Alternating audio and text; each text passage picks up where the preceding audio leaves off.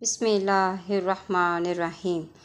رو رو کر ہر جلوس میں کہتا ہے ذوالجناح، لوگوں دیکھا ہے کہیں پہ زہرا کے چین کو، بچھڑا ہے جب سے ڈھونڈ رہا ہوں میں اب تلک ماتم کے ہر ہجوم میں مولا حسین کو۔ آج کی اس ویڈیو کا آغاز کرنے سے پہلے میری آپ سے اپیل ہے کہ پلیز میرے چینل کو سبسکرائب کر لیں تاکہ میری ہر نئی ویڈیو کا نوٹیفیکیشن آپ کو مل سکے۔ آج کی اس تحریر میں میں نے شبیہ علم اور ذوالجناح کی تاریخ کو واضح کرنے کی کوشش کی ہے، اور یہ نظریہ کہ ان شبیہ کو دیکھنے سے نکاح ٹوٹ جاتے ہیں، یہ نظریہ کس کا ہے اور اس کے پس منظر میں حقیقت کیا ہے۔ تعارف ذوالجناح۔ ذوالجناح کوئی عام گھوڑا نہ تھا، اسے رسول پاک صلی اللہ علیہ وآلہ وسلم جیسی شخصیت سے لقب خاص عطا ہوا تھا۔ مورخین کے نزدیک اس کا اصلی نام مرتجز تھا، لیکن اس کی غیر معمولی جسامت اور خود و خال کی وجہ سے رسول اکرم صلی اللہ علیہ وآلہ وسلم نے اس کو لقب ذوالجناح دیا۔ ذوالجناح جسمانی ساخت کے لحاظ سے دوسرے جانوروں سے مختلف تھا۔ اس کی پیشانی پر ایک خوش نما اور چمکدار ابھار تھا۔ مغربی دیوملائی قصبوں میں ایسے گھوڑوں کو یونیکورن کے نام سے پکارا گیا۔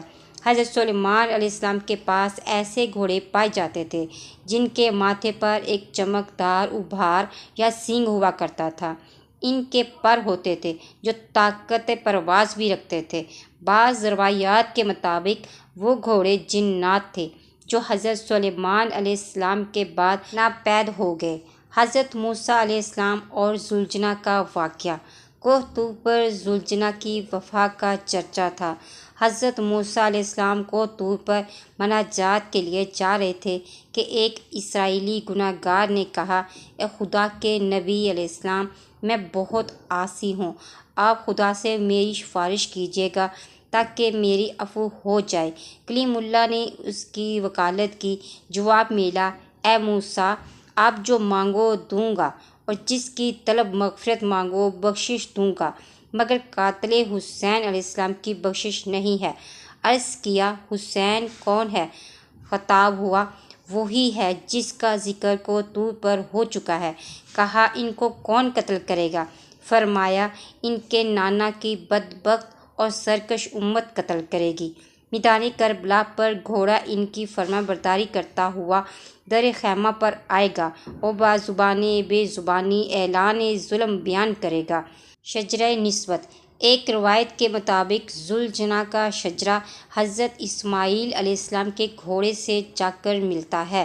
دوسری روایت ہے کہ حضرت ابراہیم علیہ السلام جس گھوڑے پر فلسطین سے مکہ آیا کرتے تھے، اسی گھوڑے کی نسل سے ہے۔ بعض کے نزدیک ذوالجناح بھی جنت کی سواریوں میں سے ایک سواری ہے جو رسول اکرم صلی اللہ علیہ وآلہ وسلم اور اہل بیت علیہ السلام کے لیے براق کی طرح خدا نے بھیجا تھا۔ بعض کے مطابق یہ ذوالجناح کوئی عام گھوڑا نہ تھا بلکہ ایک فرشتہ تھا جو اللہ کے حکم کے مطابق اہل بیت علیہ السلام کی خدمت پر مامور تھا اور اپنے فرض کی تکمیل کے بعد 61 ہجری کو واپس لوٹ گیا۔ اب جب امام مہدی علیہ السلام کا ظہور ہوگا تب یہ ذوالجناح ان کے پاس ہوگا۔ ذوالجناح رسول اکرم صلی اللہ علیہ وآلہ وسلم کے پاس کیسے آیا؟ ذوالجناح کو رسول اکرم صلی اللہ علیہ وآلہ وسلم کی خدمت میں تحفے کے طور پر پیش کیا گیا۔ واقعے کے مطابق مصر کے علاقے اسکندریہ کے بادشاہ مقوقس نے رسول اکرم صلی اللہ علیہ وآلہ وسلم کی خدمت میں ایک خاتون سودا بنت زمعہ کو اور ایک بے مثال گھوڑا روانہ کیا تھا۔ رسول پاک صلی اللہ علیہ وآلہ وسلم نے سودا بنت زمعہ کو عقد کے ذریعے داخل حرم کیا اور گھوڑے کی پرورش کے لیے حضرت علی علیہ السلام کے سپرد کیا۔ یہاں یہ بات قابل ذکر ہے، ایک بادشاہ اپنے وقت کی سب سے بااثر شخصیت کو تحفہ پیش کر رہا ہے، لازمی اس میں کوئی خاص بات ہوگی۔ کہا جاتا ہے اسکندریہ کے علاقے میں جو مصر کے شمال اور بحیرہ روم کے جنوبی کناروں پر واقع ہے، ایک گھوڑا جو آزادانہ پھرتا دیکھا گیا۔ یہ گھوڑا افسانوی کردار کا مالک تھا۔ بہت سے بہادروں اور مہم جوؤں نے اس کو گرفتار کرنے کی کوشش کی مگر ناکام رہے۔ اس طرح اس گھوڑے کا قصہ زبان زد عام ہو گیا۔ ایک طرح گھوڑے کا ذکر موقوف الفطرت داستان کے طور پر ہونے لگا۔ بادشاہ مقوقس نے رسول پاک صلی اللہ علیہ وآلہ وسلم کی خدمت میں بے مثال تحفے بھیجنے کی خاطر اپنے کارندوں کو اس گھوڑے کو پکڑنے کی خاطر روانہ کیا۔ مقوقس کے کارندے اس گھوڑے کو پکڑنے میں تو کامیاب ہو گئے، لیکن اس پر سوار ہونے پر ناکامی ہوئی۔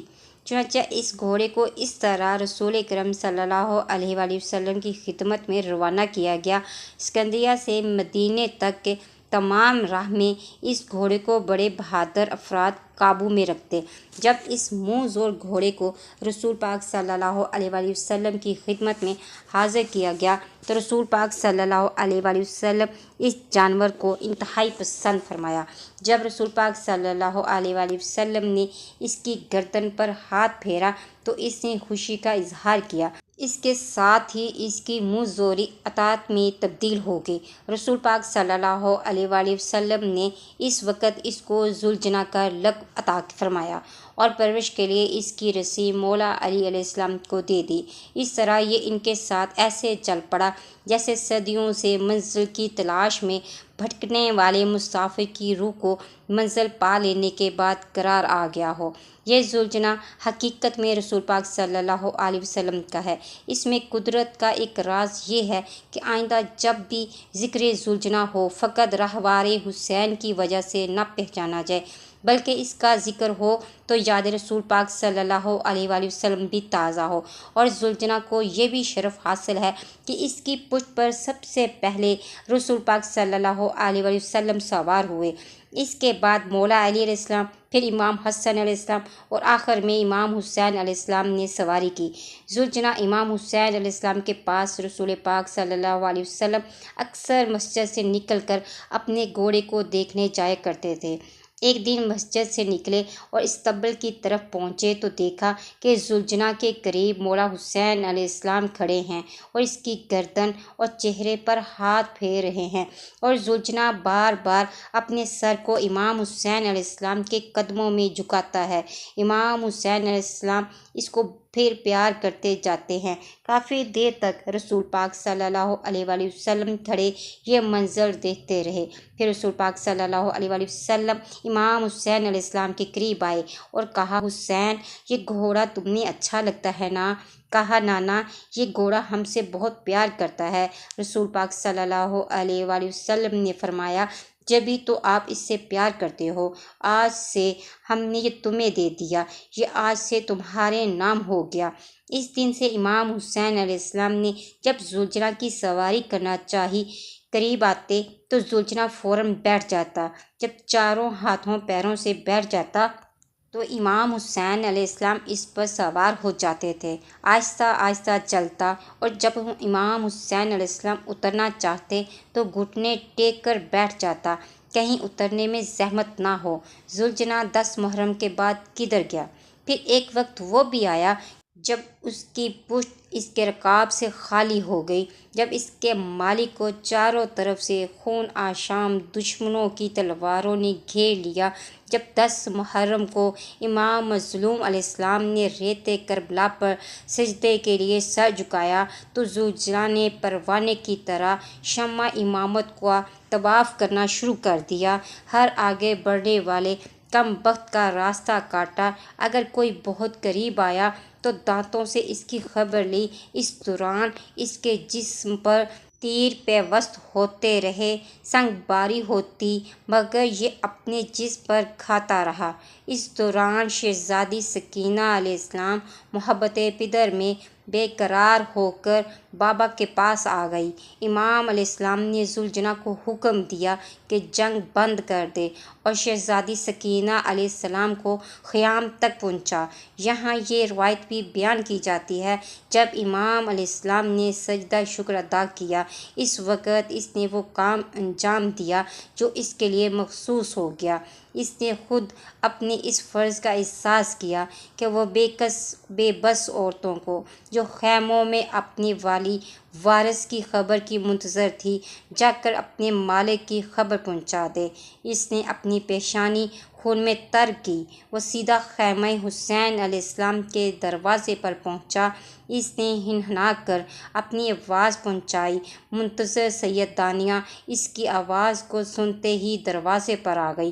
وہ دیکھا جو پہلے کبھی نہ دیکھا تھا، اس کا خالی ذہن، اس کی رنگین پیشانی، اس کی کٹی باگیں، اس کا زخمی جسم، اس کے جسم میں پیوست تیر، وہ سب کچھ کہہ رہے تھے جس کی خبر دینے کو وہ دروازے پر آیا تھا۔ یہ تھی آخری خدمت جو ذوالجناح نے انجام دی، اور یہ ہے وہ یادگار واقعہ جو اس یادگار جانور کے ساتھ تعلق رکھتا ہے۔ یہی وہ یادگار ہے جو حسین ابن علی کی عزاداری کے سلسلے میں ذوالجناح کی شبیہ نکال کر قائم کی جاتی ہے۔ اب ایک جو بات مشہور ہے کہ شبیہ کو دیکھنے سے نکاح ٹوٹ جاتا ہے، ان حضرات سے میرا ایک سوال ہے کہ مسجدوں میں ممبر ہیں، کیا یہ ایک شبیہ نہیں ہے؟ اور اس کی تاریخ کے بارے میں کیا انہوں نے کبھی پڑھا ہے؟ یمن میں ایک صحابی تھا جس نے ایک لکڑی کا ممبر تیار کیا اور نبی پاک صلی اللہ علیہ وآلہ وسلم کی خدمت میں پیش کیا اور عرض کیا کہ آقا، میری خواہش ہے آپ اس ممبر پر بیٹھ کر خطبہ دیں۔ آج مسجدوں میں جتنے بھی ممبر ہیں وہ اسی ممبر کی شبیہ ہیں۔ مسجدوں پر جو گنبد ہیں، کیا وہ شبیہ نہیں؟ عید الاضحیٰ پر قربانی کے بکرے کا احترام کیا جاتا ہے، اور وہ اس بکرے کی شبیہ ہے جو حضرت اسماعیل علیہ السلام کے لیے آیا تھا، تو پھر وہ بھی شبیہ اب جو اہل بیت سے منسلک ہوتی ہے، اس کو بدعت کیوں قرار دیا جاتا ہے، اور اس کو دیکھ کر ہی ان کا نکاح کیوں ٹوٹتا ہے؟ ہاں، اگر کوئی بت خانہ ہو، گرجا گھر ہو، اس کو دیکھ کر نکاح ٹوٹے اور مولوی کہیں، یہ فتویٰ دیں، تو بات ماننے میں آتی ہے۔ اب یہ بات ماننا پڑے گی کہ یہ صرف اہل بیت سے بغض ہے۔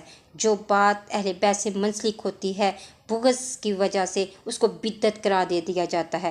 ناظرین، آج کی میری ویڈیو آپ کو کیسی لگی مجھے فیڈ بیک ضرور دیں، اور جلد ہی انشاءاللہ میں آپ کو علم کی عظمت و تاریخ کے بارے میں بتاؤں گی۔ ملتے ہیں نیکسٹ ویڈیو میں۔